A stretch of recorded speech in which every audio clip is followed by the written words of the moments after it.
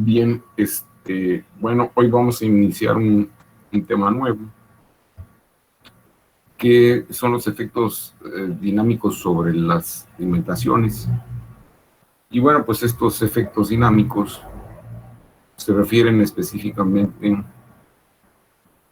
a los sismos, a el efecto de los sismos actuando sobre las estructuras.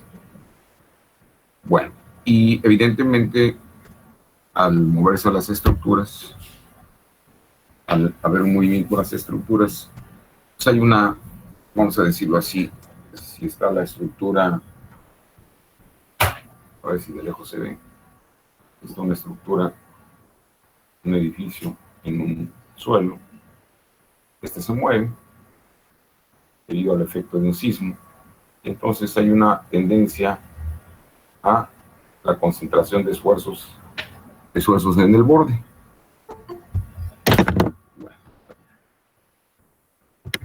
A esfuerzos en el borde, es decir, vamos a decirlo así, vamos a verlo de lejos, hay una tendencia a una concentración de esfuerzos en el borde. Y eventualmente, ¿verdad? También suele suceder, y ha sucedido, que si la cimentación está suficientemente diseñada o bien diseñada, ¿verdad? Entonces se colapsa. Hay un colapso, hay una caída de la cimentación. O sea, el edificio se va completito.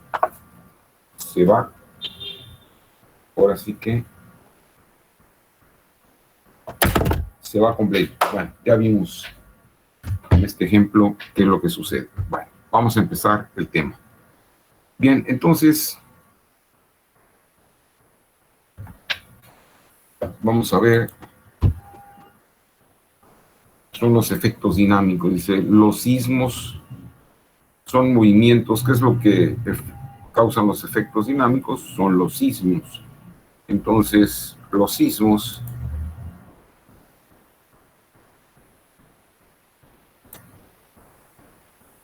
son los movimientos.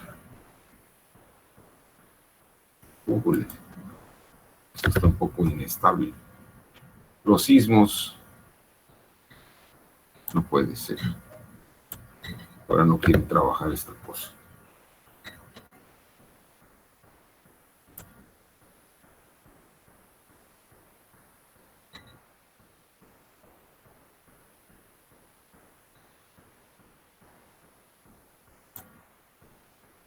Y el tectonismo. Ya no la hizo bien. Y del tectonismo. O sea, ya vimos en geología. Ya hemos visto en geología qué es lo que causa los sismos. Los sismos son causados por el choque de placas tectónicas. Y también la actividad volcánica genera sismos, porque finalmente los volcanes a su vez son generados por la actividad tectónica. Entonces, los efectos sísmicos afectan la estabilidad de las estructuras, ¿verdad? Construidas sobre los suelos. Entonces, los principales terremotos ocurridos en México se deben a la subducción de las placas tectónicas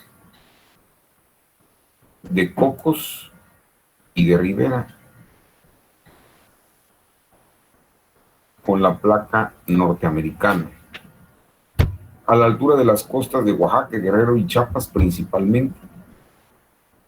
En segundo lugar, se encuentran los sismos que se generan en el eje neovolcánico de México,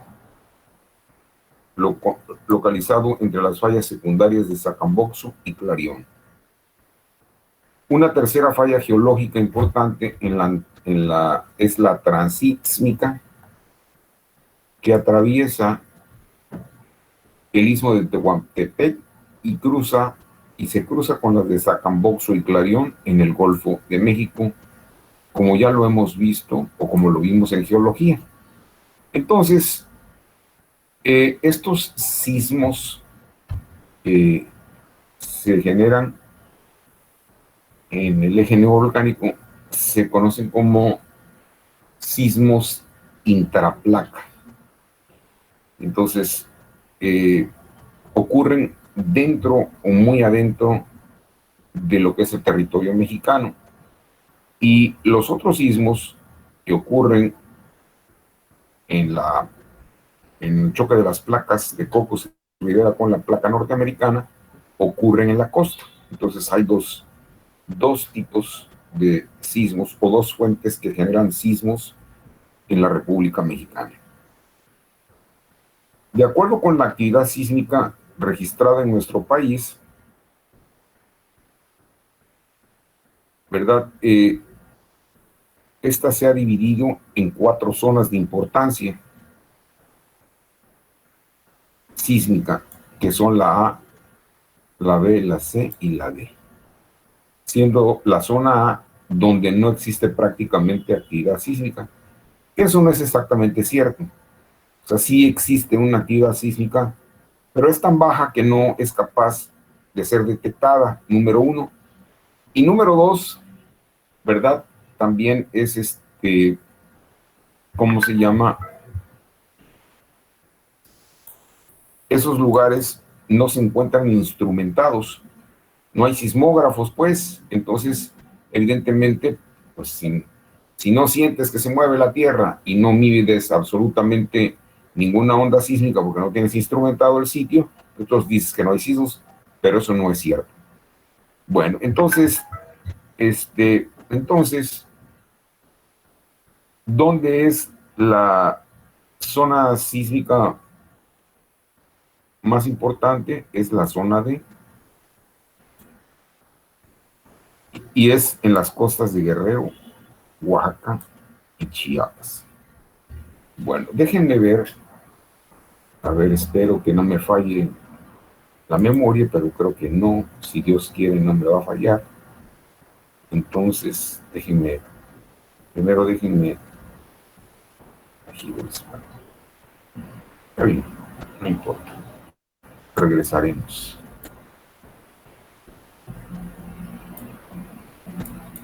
Entonces, vamos a ver.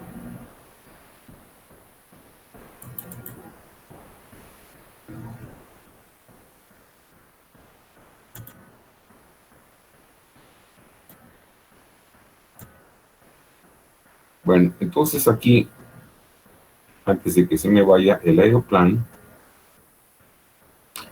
estas son las zonas sísmicas más importantes o la sismicidad en todo el mundo. Y si ustedes se dan cuenta, aquí está nuestro país. Entonces, esta placa que está aquí, esta placa es la placa de Cocos, que subducen a la placa, es subducente con la placa norteamericana, que es esta. Se dan ustedes cuenta aquí toda la cantidad de sismos que se han generado, vaya, es verdaderamente impresionante. Y esta que está por acá es la placa de Nazca. La placa de Nazca se mete, ¿verdad? Pues, también subduce a lo que es la placa sudamericana, y entonces, ¿verdad? Empuja la masa de roca, la masa continental, formando las cordilleras de los Andes. Y es aquí precisamente en Chile donde han ocurrido los mayores sismos ocurridos en el mundo, con escalas de 9 o superiores a la escala de Richter. Fíjense bien, aquí también es una zona terriblemente sísmica, si se dan cuenta ustedes. Y aquí también. y esto es prácticamente Japón. Entonces, pero bueno, regresando, en nuestro país, esta es la placa de Cocos, aquí está la placa de Rivera, y son los causantes de los mayores sismos en la República Mexicana, en nuestro país. Bien, vamos a ver si logramos ver nuestra...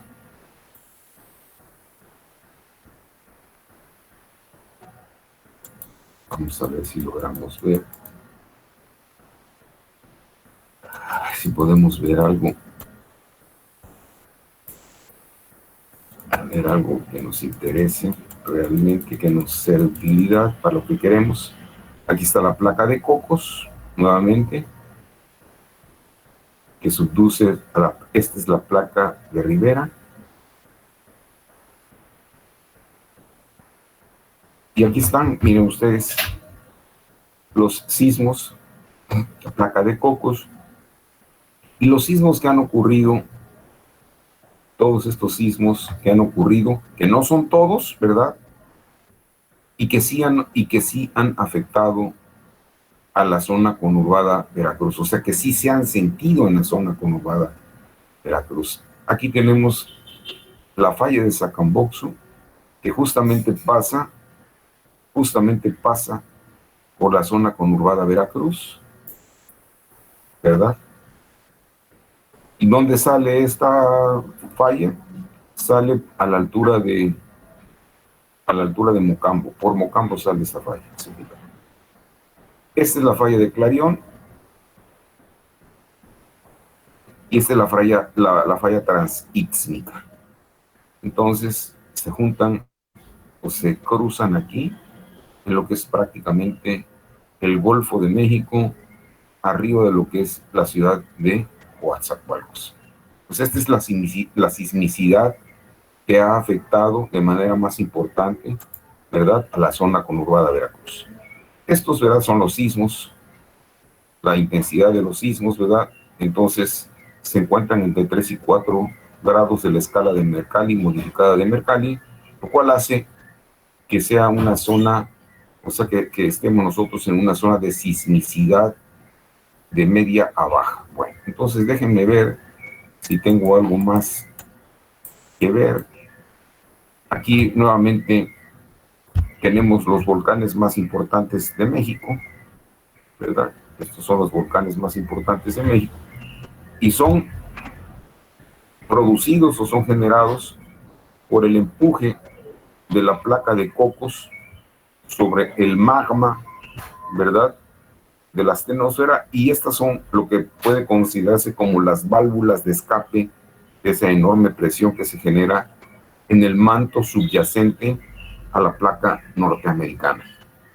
Bueno, déjenme ver si tenemos algo más interesante. No, creo que ya no. Bueno, entonces vamos a darle flip a esto. A ver, vamos a ver si logro. Sí, aquí está. Algunas imágenes interesantes, importantes. Pues aquí están, ¿verdad? Las repetimos. A ver, vamos a ver. Nada más que hay otras más. Esta ya la vimos. Y esta es la regionalización sísmica de la República Mexicana. Entonces, si ustedes se dan cuenta, ¿verdad?, en esta parte es la zona de sismicidad más fuerte. ¿Por qué?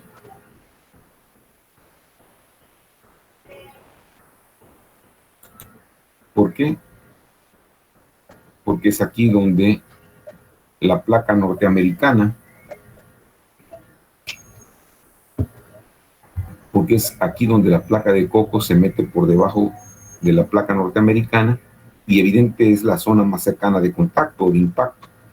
Entonces, la sismicidad va disminuyendo conforme nos vamos alejando de esta zona de convergencia, a la zona C y a la zona D.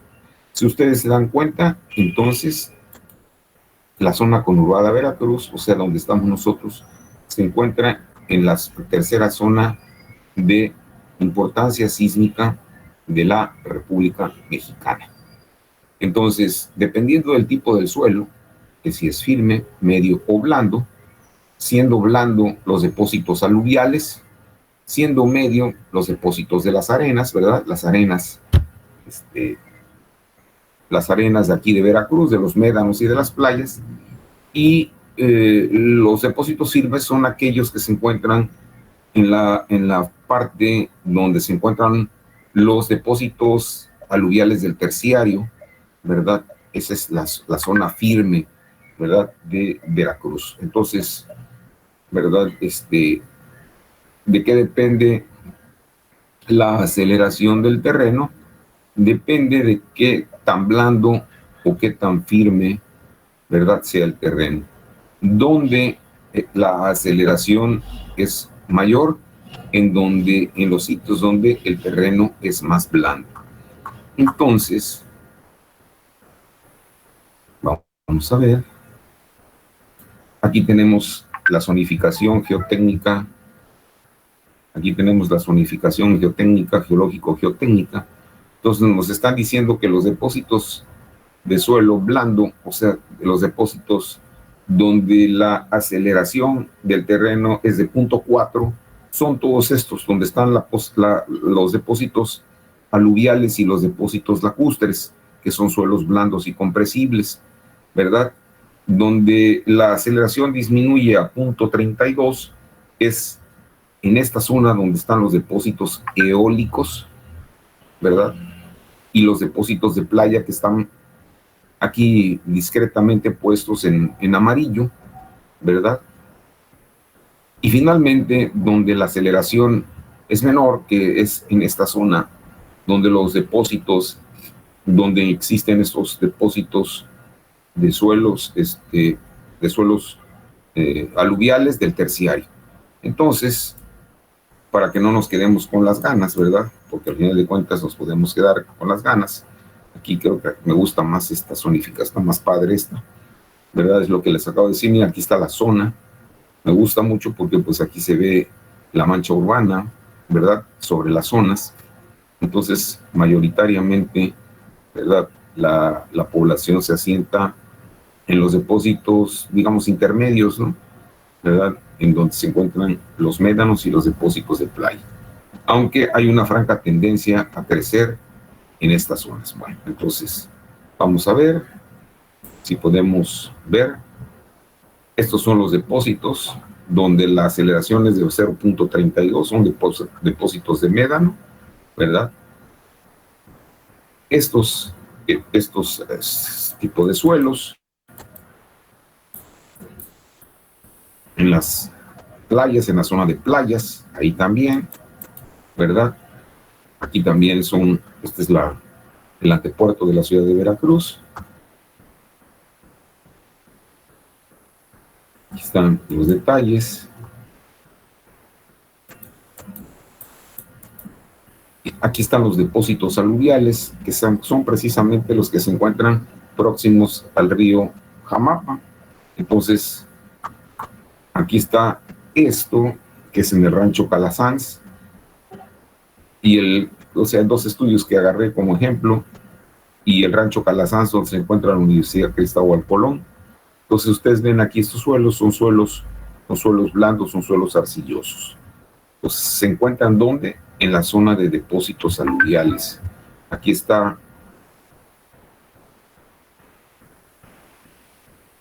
el rancho Calasanz, y miren ustedes dónde está el memorial, muy próximo a lo que es el río Jamapa. Aquí están el tipo de suelos que son arcillas de alta plasticidad con interestratificaciones de arenas, lo cual nos indica su origen aluvial. Fíjense bien aquí, miren, si se dan cuenta, este es en el memorial, en el sondeo, o en los sondeos que hicimos pegaditos al río. Aquí hay alguien, un visitante que acaba de llegar. Entonces, si se dan cuenta, aquí la herramienta se va por peso propio, o sea, no tiene prácticamente ninguna resistencia, o la resistencia es muy baja. ¿Qué resistencia es? La cohesión aquí nos indica que la cohesión es de 0.14 kilos por centímetro cuadrado. Lo medimos con un penetrómetro de bolsillo, lo cual quiere decir que su ecuación es de 1.4 toneladas por metro cuadrado. Es un valor de resistencia extraordinariamente bajo. Aquí tampoco está muy alto, que es de 0.2 kilos por centímetro cuadrado. Y dense cuenta, ¿verdad? Que a medida esto es interesante analizar. A medida que nos encontramos más cerca de la superficie, el contenido de agua se encuentra más próximo al límite plástico, lo cual nos indica la rigidez del suelo, está asociada con la rigidez del suelo. A medida que vamos profundizando en la perforación, ¿verdad? Entonces, el contenido de agua se aproxima al límite líquido. Y finalmente, dense cuenta que el contenido de agua prácticamente está en el límite líquido, lo cual nos indica que estos que están abajo son suelos normalmente consolidados. ¿Cuáles son los suelos normalmente consolidados? Que además están asociados a su muy baja resistencia. ¿Cuáles son los suelos normalmente consolidados? Son aquellos que se han comprimido bajo su propio peso. Bueno, entonces, aquí tenemos este tipo de suelos a los que me refiero como depósitos aluviales, y donde la aceleración, ¿verdad?, es de 0.4, o sea, es grande. Aquí, miren, este es el tipo de suelos que encontramos. Miren los suelos aquí. Este es un suelo, pues verdaderamente, por así que es una arcilla orgánica. Ni se ve, ni la pude marcar. Bueno, aquí se puede.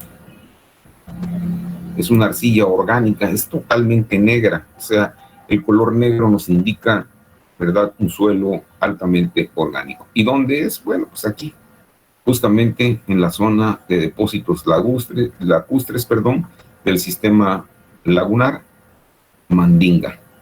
Entonces, bueno, esta es la laguna, le dicen la larga, y esta es la redonda, y aquí está la laguna de Mandinga. ¿Dónde está? Pues en la localización, en la regionalización sísmica, bueno, perdón, geotécnica, pues aquí se encuentran, ¿no?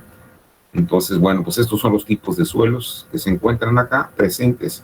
Dense cuenta que los suelos que están por debajo de los médanos, fíjense, las resistencias son altas, mientras que en los depósitos aluviales las resistencias son dramáticamente bajas.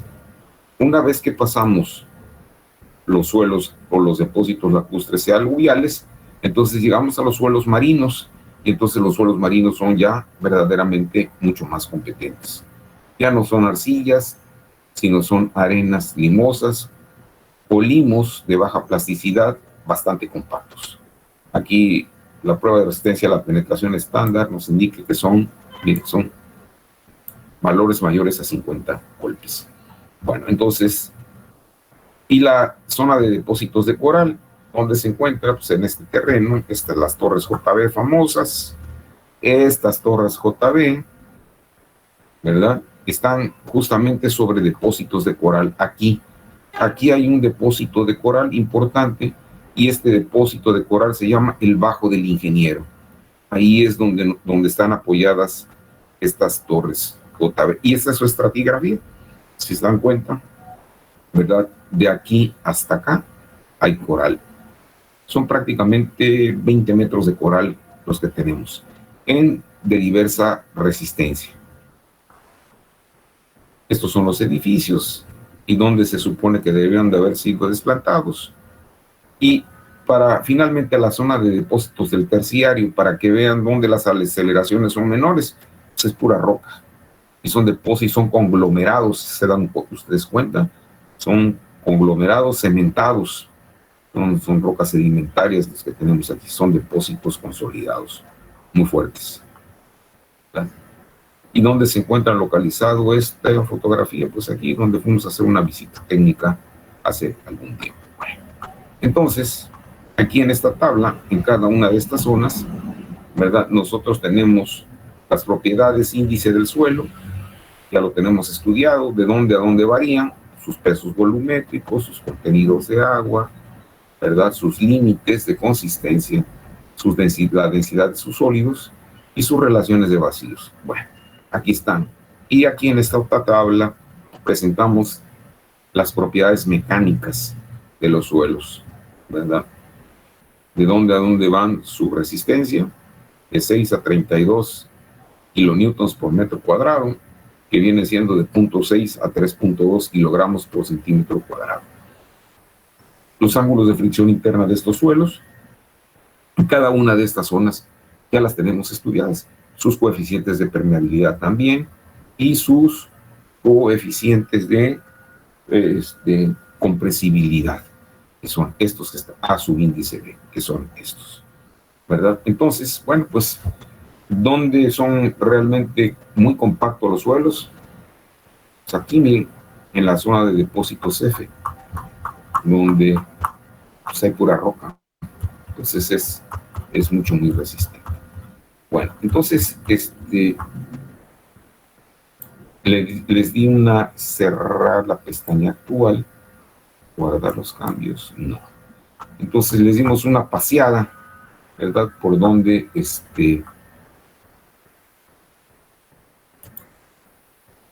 cuáles son las zonas sísmicas y en Veracruz en particular, ¿verdad?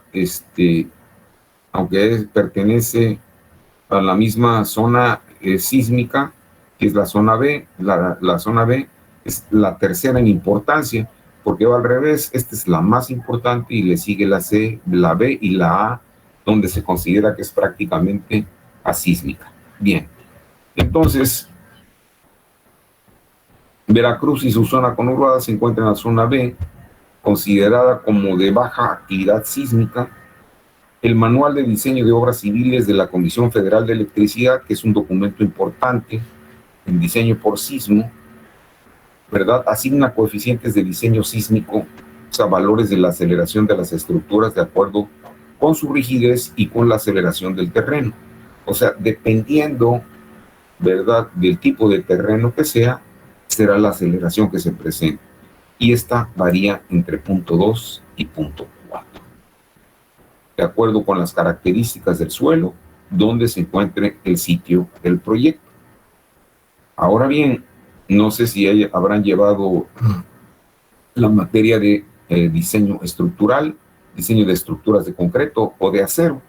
Entonces hay un coeficiente que se llama el coeficiente de ductilidad. No sé si ya escucharon hablar de este coeficiente.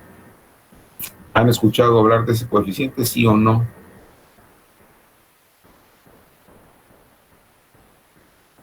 Sí, ingeniero. ¿Sí? Bueno, Sí, de hecho apenas llevo apenas están hace. viéndolo. Bueno, el coeficiente de ductilidad se refiere a la capacidad que tiene una estructura de absorber energía. Entonces, para estructuras rígidas, como son los edificios de muros de mampostería, ¿verdad? Como son los edificios de Infiernavit, que están hechos de muros de tabique, ¿verdad? El coeficiente de ductilidad anda de alrededor de 2. Y para marcos de concreto,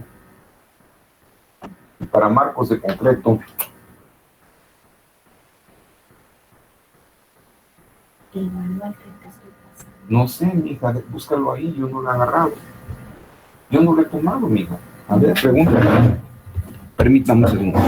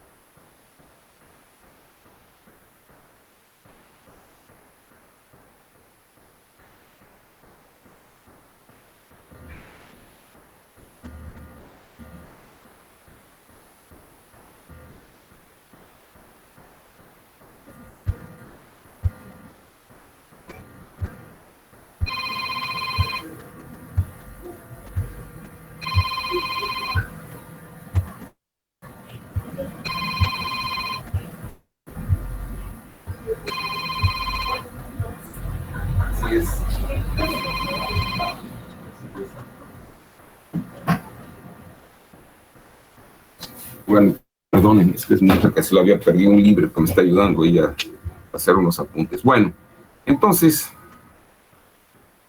dice que la ductilidad de una estructura debe entenderse como la capacidad de absorber o disipar energía, la energía comunicada por el sismo a la estructura a través de su cimentación.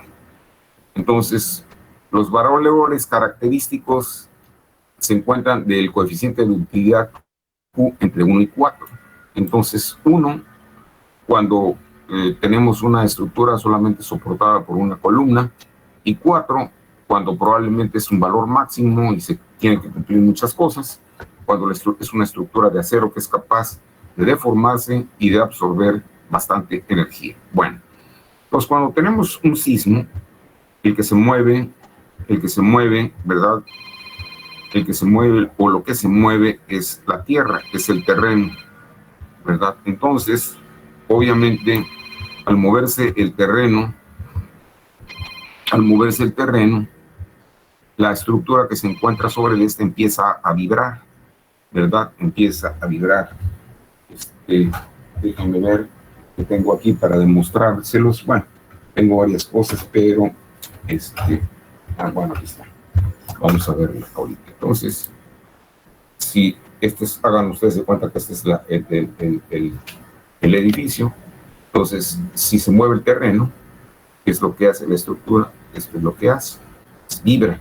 Entonces, a medida que es más flexible la estructura, tiene una mayor capacidad de absorción. ¿En qué nos beneficia esto? Nos beneficia en el hecho de que el coeficiente sísmico disminuye debido a la capacidad de absorción, o el coeficiente sísmico de diseño disminuye debido a la capacidad de absorción, ¿verdad?, de energía por parte de la estructura. Bueno, entonces, vamos a ver. Vamos a tener que regresar.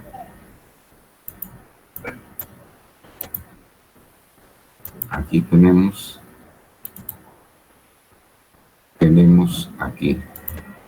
aquí tenemos un edificio. Entonces, estas que tenemos aquí son las fuerzas motoras o motrices. Las fuerzas motrices. Entonces, si nuestro coeficiente sísmico, o sea, que nos dice que por el tipo de zona o de suelo, el coeficiente sísmico es de 0.3, o sea, la aceleración máxima, ¿verdad?, del terreno es 0.3, pero 0.3 ¿de qué cosa? Pues es 0.3 de G, de la aceleración. Entonces, si la estructura está formada con marcos de concreto reforzado, entonces su ductilidad puede ser o puede llegar a ser de 3. Entonces, el coeficiente sísmico de diseño se calcula dividiendo entre el coeficiente, este coeficiente de aceleración máxima, dividido entre la ductilidad. Entonces, nuestro coeficiente de diseño sísmico es de 0.1.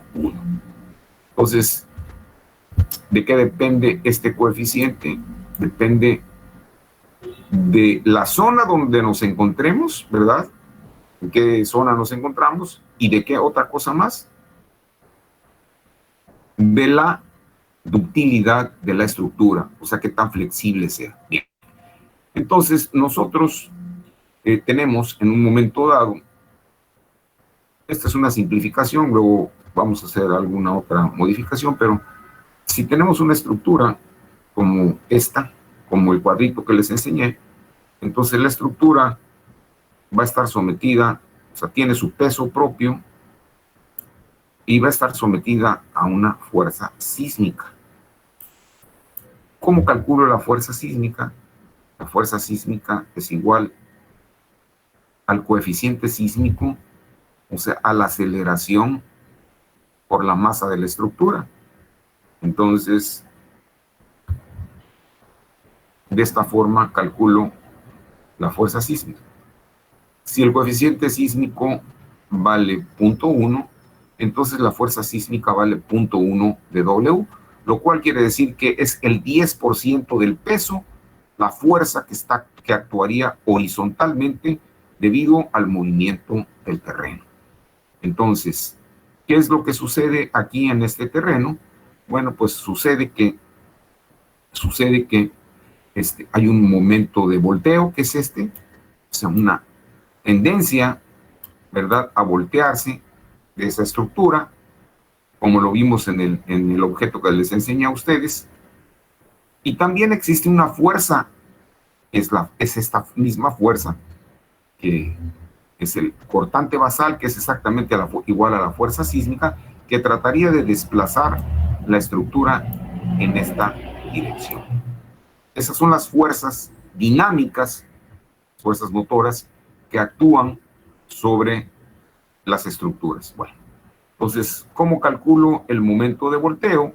De una manera simplificada. Después les voy a decir, es un poquito más grande, no es h sobre 2, es 0.7 de h, pero pues 0.5 está bien por el momento, y la fuerza cortante es igual, o la cortante basal máxima es igual a la fuerza sísmica. Entonces, sobre del edificio actuarán, ¿verdad?, dos fuerzas: el momento de volteo y la fuerza basal cortante. Bien, entonces, los esfuerzos a los que estará sometido esta cimentación son un esfuerzo gravitacional y un esfuerzo sísmico. El esfuerzo gravitacional es igual al peso de la estructura dividido entre su área, y el esfuerzo sísmico es igual al momento de volteo multiplicado por el semieje, que es igual a B sobre 2, entre el momento de inercia del segundo orden, ¿verdad?, del área de la cimentación, en el sentido donde está el movimiento. Entonces, el esfuerzo total actuante en la cimentación es igual al esfuerzo gravitacional más el esfuerzo sísmico. Y entonces, sustituyendo estas dos cantidades por lo que valen, nos da esto. Y el cortante basal es igual a la fuerza sísmica. Estas son las fuerzas que actúan. Entonces, la fuerza total mínima es igual al esfuerzo gravitacional menos el esfuerzo sísmico. Y el esfuerzo máximo es igual al esfuerzo gravitacional más el esfuerzo sísmico. Entonces hay una tendencia a concentrarse, ¿verdad?, a una concentración de esfuerzos de borde debido al momento de volteo de la estructura. Bien, ¿cuáles son las fuerzas resistentes? Las que se oponen, ¿cuáles son las fuerzas que se oponen a esos movimientos o a ese movimiento?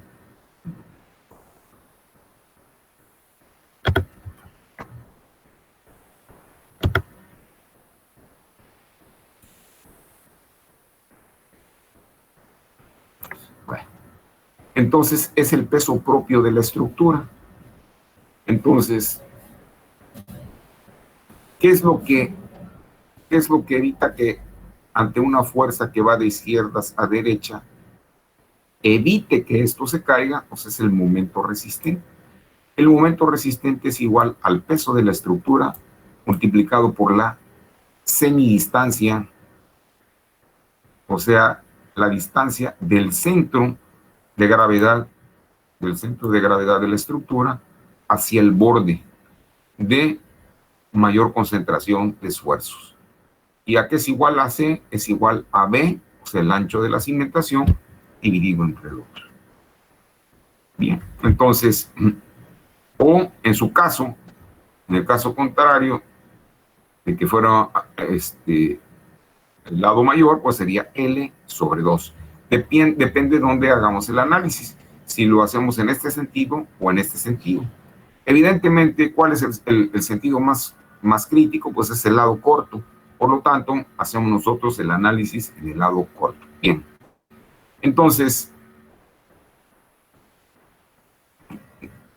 ¿qué es el momento resistente? Pues el momento resistente, ¿cómo lo calculo? Es igual al peso de la estructura multiplicado por su brazo de palanca, que sería en este caso C, y C es igual a B sobre 2. Y FR, la fuerza resistente, es igual al peso de la estructura multiplicado por el coeficiente de fricción entre la cimentación y el suelo, que es igual a 2/3 del ángulo de fricción interna del suelo, si este es un suelo friccionante. Bien.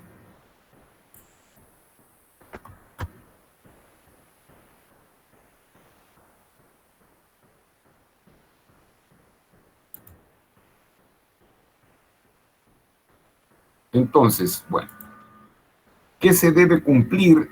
¿Qué se debe cumplir? ¿Qué se debe cumplir? Ah, caramba.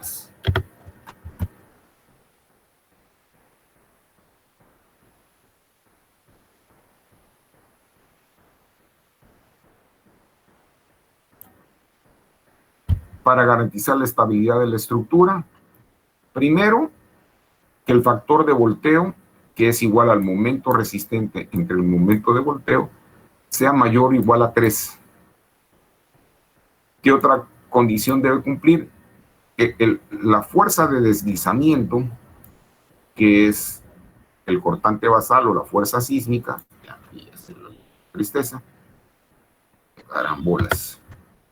Entonces, que la fuerza resistente entre el cortante basal sea mayor o igual de 1.5 y que la capacidad de carga admisible del suelo para la condición sísmica sea mayor que el esfuerzo máximo del borde. Entonces, el reglamento de las construcciones del Distrito Federal, ahora de la Ciudad de México, propone que el momento de volteo que debe considerarse en el análisis es sumando el 30% del sismo actuando en la otra dirección, lo cual quiere decir que, bueno, tenemos un incremento de un 30% del sismo. ¿Por qué hacemos esta consideración? Pues para fines de seguridad. Eso es lo que dice el reglamento. Sin embargo, es importante comentar que, ¿verdad?, nosotros aquí en la ciudad de Veracruz, ¿verdad?, podemos hacer otro tipo de consideraciones, ¿verdad? O sea, que podemos utilizar nuestro criterio en esencia. Bueno, entonces, de acuerdo con lo anterior, ¿verdad?,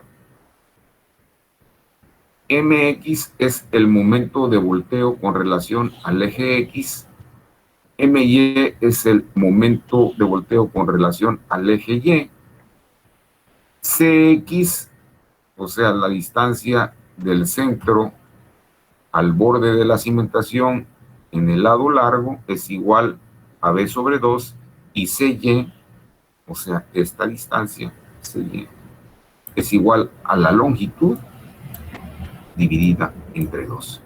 Entonces, esos son, digamos que, los parámetros, o esa es la manera o el procedimiento para poder calcular las fuerzas dinámicas que actúan sobre las estructuras y, consecuentemente, analizar si las cimentaciones son suficientemente, vamos a decir, si cumplen, ¿verdad?, con las normas de seguridad.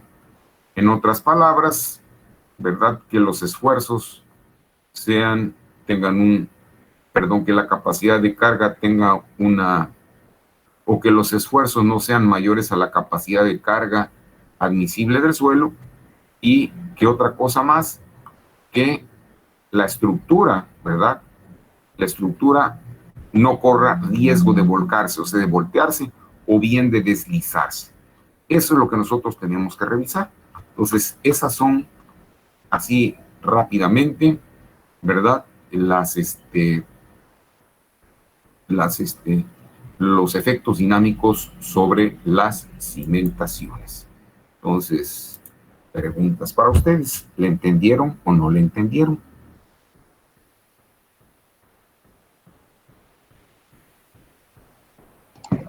Sí, que De mi parte sí, creo, en esta parte de teoría. ¿Sí está claro? ¿Sí lo tienen claro? Bueno, pero para que lo estudien, ahorita mismo, terminando la clase, les voy a mandar les voy a mandar por WhatsApp estas 3 hojas que vimos.